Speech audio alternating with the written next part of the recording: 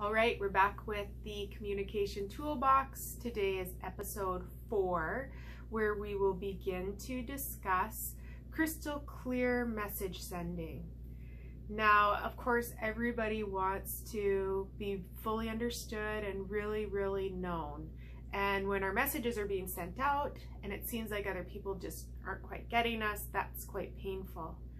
But communication is difficult, and it's really hard to understand or come to terms with why are relationships so difficult. The simple truth is that we've all been hurt in relationships, and for our life going forward, there's going to be moments or great lengths of time, unfortunately, where we will be hurt in relationships again. All sorts of thoughts and feelings and shame, blame that we can endure or expect when we just notice that. So for you right now, I want you to take a moment. You can shut your eyes open, whatever works for you, and think about the person you feel closest to in the world. So just taking a moment and thinking, maybe you float back to a time you notice this person that you felt deeply connected to without judging why that person's face is showing up. And as you're noticing this person, consider what attracted you to each other. What attracted you or allowed you to feel safe and supported with them, and what do you expect allowed them to feel safe and connected to you? What made your friendship or that relationship run deep?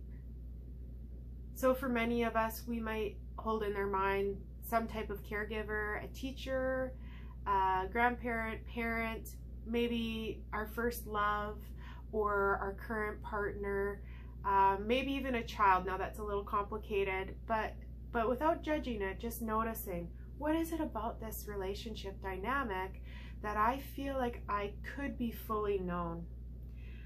There's this amazing psychologist that I unfortunately haven't read for a long time, and I want to get back to reading some of his work. His name is Dr. Larry Crabb, and Dr. Larry Crabb speaks from a very clear spiritual psychology point of view, and he does a lovely job of tying in the importance of spirituality with community. And in his book Connecting, he talks about that we are really hardwired for a connection to community. We're created to live in family units and to create deep, soulful connections with other people. So we're designed to connect with other people. And this design depends on our capacity to not only relate to others, but to put their enhancement and enjoyment as a priority, and so increase the connection. Now there's a lot to that, but Dr. Crabb is really speaking not only about our longing for others, but this notion of there's some accountability there for us. How am I working on me so that I am increasing the landscape and the enjoyment in this relationship? This for me ties back to what Dr. Sue Johnson was speaking about this past week, where really relationships are all about science, and there is scientific proof that emotion, attachment, bonding, connection are vital to our experience. They are hardwired into us, and the more we research these things, the more we realize that there is scientific evidence that not only do we want other people, but we need to be harnessing and taking care of us to be in those relationships, to have communication. Now, as we're noticing what Dr. Crabb is saying, I'm going to just share a quote with you. So this is a beautiful way that Dr. Crabb has said, "To experience the joy of connection is life. To not experience it is death to our souls, death to our deepest desires, and death to everything that makes us human."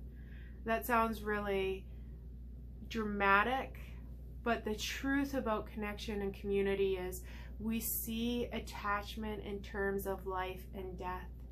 And if we're not feeling that connected with somebody, that connection with somebody else, somebody we deeply love and admire, it does feel so powerfully alone that we can compare it to what we imagine death would be, this ultimate aloneness.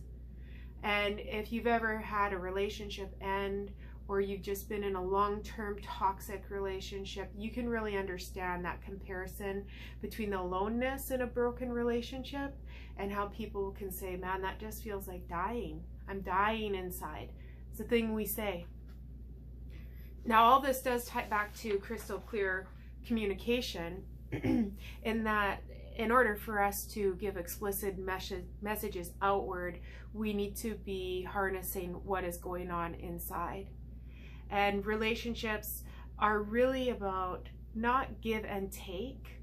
It's not necessarily about what you can do for me, or don't you notice what I do for you, which is what we can say in an insecure moment. Relationships are about give and give. Relationships are about give and give.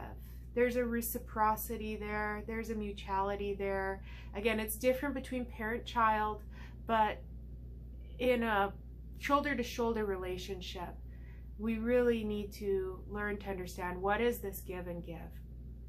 And again, if it is all about give and give, then that furthers this challenge of what's going on the inside of me.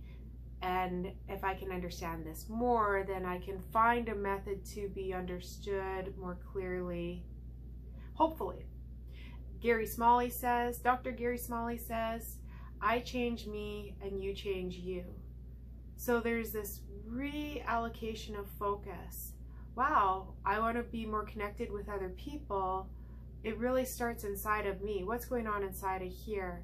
How do I connect with myself? I believe Dr. Crabb would say in a soulful way. I believe Dr. Johnson would say in an emotional way, that I understand what's going on deep down with my attachment needs and fear. And I think Dr. Smalley is really saying that I want to know the negative beliefs I've written on my heart, because ultimately I need to do some inventory and replace those lies with the truth. Yeah, because if I am in a place where I'm not managing my feelings, I'm not understanding my soulfulness, I am not understanding the lies that I've been believing about myself, then I'm going to sit in blame. I heard a wonderful phrase about blame. I don't know who coined it, but blame is really about power.